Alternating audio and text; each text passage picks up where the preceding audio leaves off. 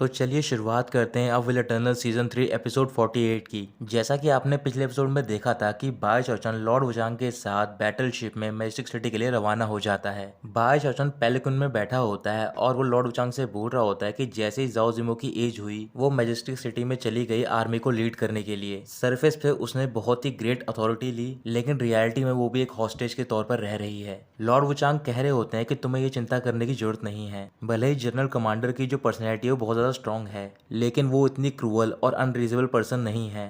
Four great king के higher ने as a hostage लिया है इन्हें, और वैसे भी मैजेस्टी सिटी में बहुत सारे लोग मैजेस्टी एम्पायर को सर्व करते हैं और जो प्रिविलेज एरोगेंट सेलेस्टियल लॉर्ड है उनसे ज्यादा डील किया जाता है। बाय चाचन बोल रहा होता है कि मैं समझता हूँ, एक तरफ ऐसी जगह पर रहना और दूसरी तरफ फैमिली को प्रोटेक्ट करना। लॉर्ड वुचांग बोल रहे होते हैं कि ये अच्छी बात है कि तुम समझते हो, और वैसे भी हम कुछ ही देर में मैजिस्ट्री पैलेस पहुंचने वाले हैं। इधर मिलिट्री कैंप के पैलेस में जहां पर जाओ जिमो होती है, उसके पैलेस में फीमेल कल्टिवेटर आती है और उससे बता रही होती है कि कुछ ही देर में जो बैटलशिप निकला था जैंट गोस्ट सिटी से वो यहाँ पर पहुंचने वाला है हमारे मिलिट्री कैंप में। जाओ जिमो कह रही होती है कि आखिरी बार मैंने इस ट्रबल मेकर को एलिमिनेट नहीं किया था जैंट गोस्ट सिटी की वजह से, अब वो खुद यहाँ पर मेरे दरवाजे पे आ रहा है। कुछ ही देर बाद बाय शशन अपने पेलनक्विन में मिलिट्री कैंप पर पहुंच जाता है। वहां पर पहुंचकर बाय शशन बोल रहा होता है कि ये है जैंट गोस्ट लेजेंड का हेडक्वार्टर। अब बाय शशन के ऊपर जो रिस्ट्रिक्शन लगी होती है वो भी हट गई होती है। इस वजह से बाय शशन अपना व्हील हटाता है और बोल रहा होता है कि ये जाओ जिमो बहुत ज्यादा क्रूअल है, जितना ज्यादा मैं सबमिसिव एक्ट करूंगा वो मुझे और ज्यादा डोमिनेट करेगी,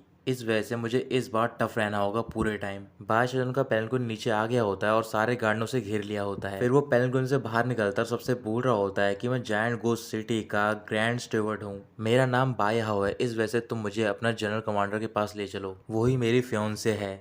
ये सुनकर सारे गार्ड हैरान होते हैं और बोल रहे होते हैं क्या वाकई में ये जनरल कमांडर का फियोंसे है। बाय शजन आगे की ओर बढ़ता जा रहा होता है और वो सारे गार्ड दूर होते जा रहे होते हैं। फिर वो पैलेस के पास पहुंचता और बोल रहा होता है जाओ जिमो बाहर निकलो, तुम्हारा फियोंसे यहाँ पर आ गया है, तुम बाहर क्यों नहीं आ रही हो मुझे ग्रीट करने के लिए। तभी जाओ जिमो अचानक से बाहर आती है और वो गुस्से में बोल रही होती है कि जो तुमने अभी 3 वर्ड बोले हैं तुम दोबारा से बोलो। ये बोलकर वो उसके पास जा रही होती है, तभी उन दोनों के बीच में जायंट गोस्ट किंग का प्रोजेक्शन आ जाता है। जाओ जिमो अपने फादर को ग्रीट करती है, फिर उसके फादर बोल रहे होते हैं कि जनरल कमांडर अभी भी मुझे फादर समझती है अपना, तुम एक लड़के को हैंडल नहीं कर पाई और तुम थ्रोन को इनहेरिट करना चाहती हो।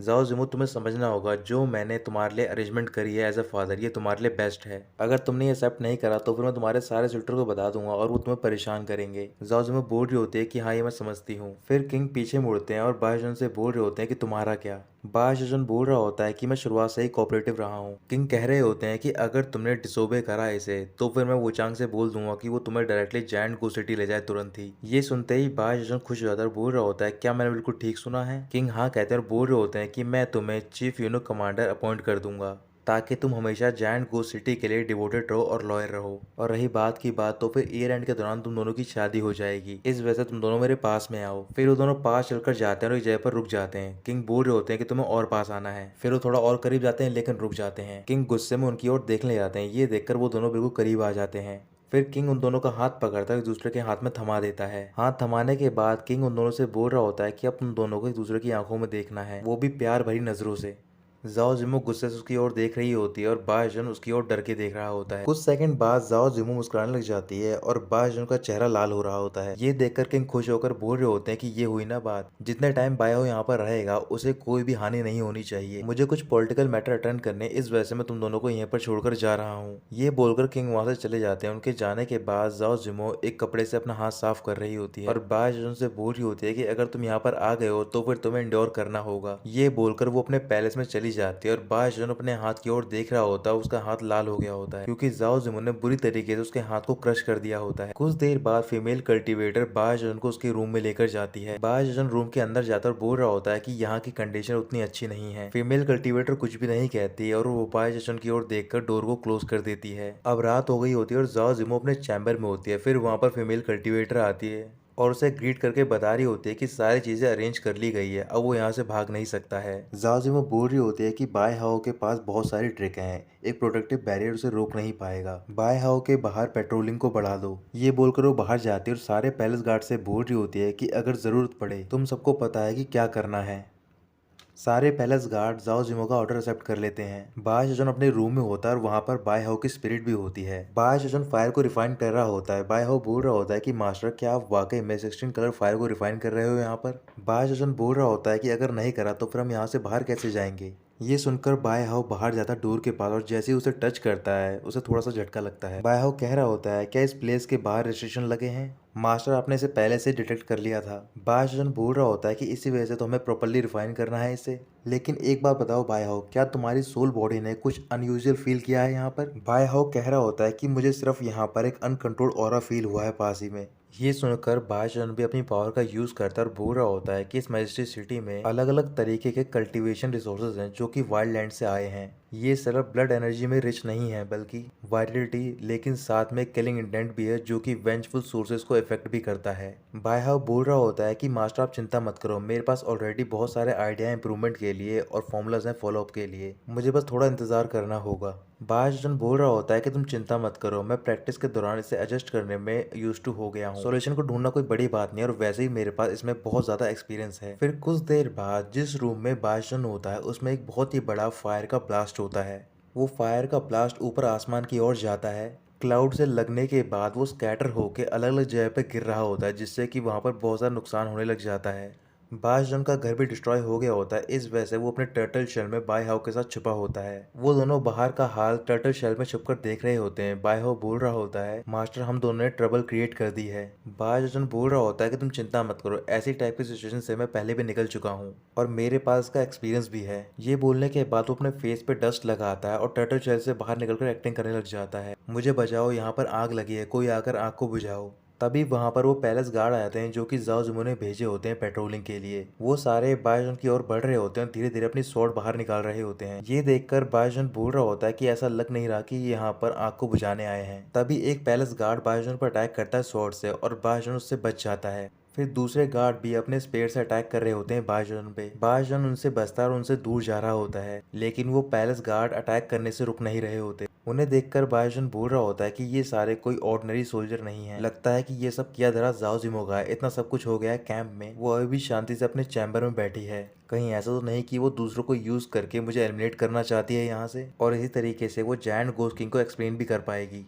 बायजन उनके अटैक से बचते बचाते जाओ जिमो के पैलेस के बाहर पहुंच जाता है, लेकिन जैसे ही वो एंट्री करने जा रहा होता है पैलेस में, तभी एक बैरियर उसे रोक लेता है। बायजन चिल्लाकर बोल रहा होता है कि जाओ जिमो तुम बाहर निकलो, यहाँ पर तुम्हारे सोल्जर मुझे मारना चाहते हैं, क्या ये भी काउंट होगा कि तुम अपना प्रॉमिस ब्रेक कर रही हो। गार्ड बायजन के पास पहुंच गए होते हैं, उस पर अटैक कर रहे होते हैं। तभी बायजन अपनी एक शील्ड का इस्तेमाल करता है और कह रहा होता है कि अगर मुझे कुछ हो गया तो फिर सारा ब्लेम तुम पे ही आएगा। जाओ जिमो चैम्बर से बाहर आ रही होती है और बोल रही होती है कि तुमने मेरे सोल्जर से फाइट की और साथ ही में तुमने मेरी मिलिट्री प्रॉपर्टी को डिस्ट्रॉय भी किया है। मिलिट्री लॉ के अकॉर्डिंग तुम्हें मौत दी जानी चाहिए, लेकिन जायंट गोस्ट सिटी की रेपुटेशन है जो कि उन्हें मेंटेन करनी है। इस वजह से मैं तुम्हें मिलिट्री कैंप में मरने नहीं दूंगी, लेकिन यहाँ पर रहना तुम्हारे लिए मौत से ही बुरा होगा।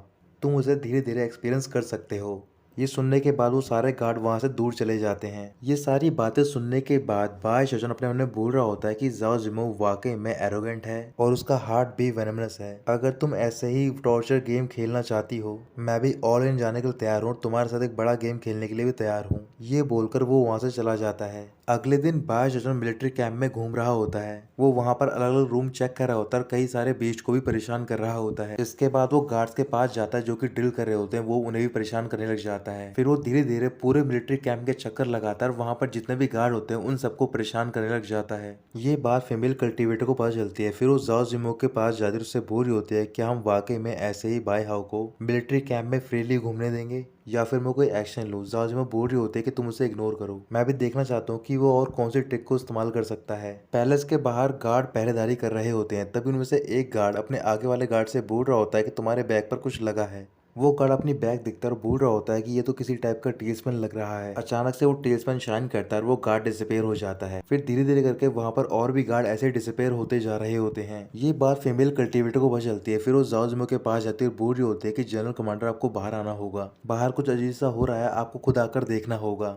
ये सुनकर जाओ जिमो अपने पैलेस से बाहर जाती है। वो देखती है कि वहां पर जितने पैलेस गार्ड होते हैं वो सारे हवा में तैर रहे होते हैं और इधर बायजन बड़े ही आराम से लेटा होता है और उसके हाथ में बहुत सारे टेल्समैन होते हैं। रात को बायजन रूफ पर होता है और वहां पर डांस करते हुए अपने पिल्स को इधर उधर फेंक रहा होता है।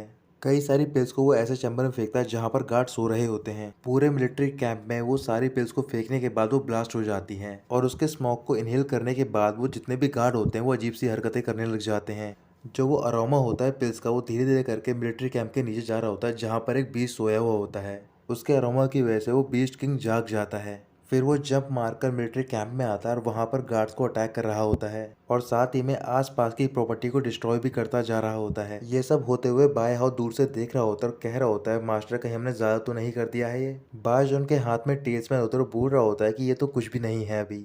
फिर वो टेल्समैन को ऊपर की ओर पुश करता है और अचानक से बादल काले पड़ने लग जाते हैं और लाइटनिंग स्टार्ट हो जाती है। पैलेस गार्ड डर गए होते हैं और बोल रहे होते हैं कि इस पॉइजन स्मोक की वजह से जो बीस्ट किंग है वो बेकाबू हो गया है। फिर वो बीस्ट किंग उन पर अटैक करने जा रहा होता है, तभी वहां पर जाओजिमो पहुंच जाते हैं। फिर वो अपने हंटर से उस बीस्ट का मुंह बंद करती है और कोशिश कर रही होती है कि वो बीस्ट को वहां से कहीं दूर ले जाए। जाओजिमो कह रही होती है कि पहले बायजन के पॉइजन मिस्ट की वजह से बहुत ज्यादा ट्रबल क्रिएट हुई थी, लेकिन लग रहा है कि इस बार और भी ज्यादा ट्रबल क्रिएट हुई है। जो बीस्ट होता है वो अभी बेकाबू हो रहा होता है, इस वजह से जाओजिमो उसके हाथ और पैर को लॉक कर देती है और अपनी पावर का यूज करके बीस्ट को वहीं पर बेहोश कर देती है। इसके बाद जाजुमो कह रही होती है कि बाय हो, तुम्हारे पास इतनी एबिलिटी है जो कि तुमने छुपा रखी है। ये कितनी बुरी बात है कि तुमने इन्हें गलत जगह पे यूज किया है और अगली बारी तुम्हारी है बाय हाउ। बाय जन एक जगह पर खड़ा होता है, वो वहां पर heaven thunder soul cleansing technique का यूज कर रहा होता है। वहां पर एक टोर्नेडो फॉर्म हो गया होता है, लगातार लाइटिंग स्ट्राइक हो रही होती है। बाय जन बोल रहा होता है कि जब मैं पहले रिफाइन कर रहा था तो फिर मैं किलिंग इंटेंट की वजह से डिस्ट्रैक्ट हो गया था। उसमें वेंचफुल सोल्स की बहुत ज़्यादा इम्प्योरिटीज थी और वही रूट कॉज था फेलियर का। बायहाउ काफ़ी डरा हुआ होता है और बोल रहा होता है, मास्टर ये स्मोक, ये सारे क्लाउड और ये थंडर लग रहा है कि बहुत ज़्यादा हो गए हैं, हमें यहाँ से निकल जाना चाहिए। बायजन खुश होकर बोल रहा होता है कि एग्जैक्टली ये इफेक्ट तो मुझे चाहिए था। अचानक से टर्नाडो पे कोई अटैक करता है और वो टर्नाडो वहाँ से डिसअपेयर हो जाता है। बायजन थोड़ा पीछे पुश होता है और वो देख रहा होता है कि उसके सामने जाओजिमो होती है। बाश जशन जाओजिमो से बोल रहा होता है, क्या जनरल कमांडर अपना प्रॉमिस ब्रेक करने वाली है और मुझे मारने वाली है। जाओजिमो कह रही होती है कि मैंने प्रॉमिस किया था कि मैं तुम्हें मारूंगी नहीं, लेकिन तुमने ट्रबल क्रिएट करी है और लगातार तुम फोर्स कर रहे हो कि मैं तुम्हें यहाँ से भगा दूं। तुम अपनी मौत को बुलावा दे रहे हो। ये बोलने के बाद वो अपनी पावर का यूज करते उसके चारों ओर रेड कलर का ऑरा आ जाता है। ये देखकर बाशजन बोल रहा होता है, लग रहा है कि जनरल कमांडर ने फैसला ले लिया है, लेकिन हमारे कल्टीवेशन लेवल में बहुत ज्यादा डिफरेंस है। मुझे ऐसे मारना इतना इंटरेस्टिंग नहीं होगा तुम्हारे लिए। अचानक से बाशजन के ऊपर एक बहुत ही बड़ा हाथ आ जाता है। बाशजन कह रहा होता है, क्यों ना हम दोनों बेट लगाएं, अगर मैं तुम्हारे सेलेस्टियल लेवल अटैक को सर्वाइव कर पाया तो फिर तुम मुझे जाने दोगी, अगर नहीं कर पाया तो फिर मैं मौत को फेस करने के लिए तैयार हूँ और तुम्हें जायंट गोस्ट किंग को कोई भी एक्सप्लेन करने की जरूरत नहीं रहेगी। क्या जनरल कमांडर की इतनी हिम्मत है कि वो मुझसे बैट लगाएं? जाओजिमो कह रही होती है कि मेरी एक स्ट्राइक तुम्हें मार नहीं पाएगी, तुम्हें ऐसा लगता है, तो फिर मैं बैट लेने के लिए तैयार हूँ। ये बोलकर वो अपने हैंड से अटैक कर देती है। बाश जन अपनी बोन टेम्परिंग का इस्तेमाल करता है और उसके साथ में इंडेस्ट्रेबल एम्पायर फिस्ट का भी इस्तेमाल करता है। वो फिस्ट जाके जाओजिमो के हाथ पे लगी और जाओजिमो पे प्रेशर आ रहा होता है, लेकिन बाय शशन मुस्कुरा रहा होता है। फिर वो अपनी पावर बढ़ाता है और जो उसकी फिस्ट होती है वो जाओजिमो के सेलेस्टियल हैंड को डिस्ट्रॉय कर देती है। ये देखकर जाओजिमो कह रही होती है कि इसकी युआनिंग फिस्ट की पावर काफी ज्यादा है, यहाँ तक कि बाय जॉन भी इसे पूरी तरीके से डिलीवर नहीं कर पाया था। इस बाय हाउ का बैकग्राउंड आखिर है क्या? जाओजिमो और बायजन दोनों ही थोड़े पुश हो गए होते हैं। बायजन खड़ा होता है और उसके हाथ थोड़े से कांप रहे होते हैं। जितने भी गार्ड मिलिट्री कैंप में होते हैं वो सारे हैरान हो गए होते हैं और बोल रहे होते हैं, क्या वाकई में नैंसन सोल सेलेस्टियल बीइंग से फाइट कर सकता है? जनरल कमांडर की लाइफ में सिर्फ दो ही नैंसन सोल कल्टिवेटर हैं जो कि ये मैनेज कर पाए हैं, एक है बायजन और दूसरा है बाय हाउ। बायजन जाओजिमो से बोल रहा होता है, क्या जनरल कमांडर हमारी बेट को अब ऑनर कर सकती हैं और मुझे यहाँ से जाने दे सकती हैं? जाओजिमो हंसने लग जाती है, बोल रही होती है, ठीक है बाय हाउ, मैं तुम्हें यहाँ पर घूमने दूंगी। तुम्हें मेरे मिलिट्री कैंप में घूमने देना इतना डिफिकल्ट नहीं है, साथ ही में मैं तुम्हारे लिए नेक्स्ट पाथ चूज करूंगी जिसे कि तुम्हें लेना पड़ेगा और जो भी यहाँ पर होगा तुम उसे धीरे धीरे एंड्योर करोगे।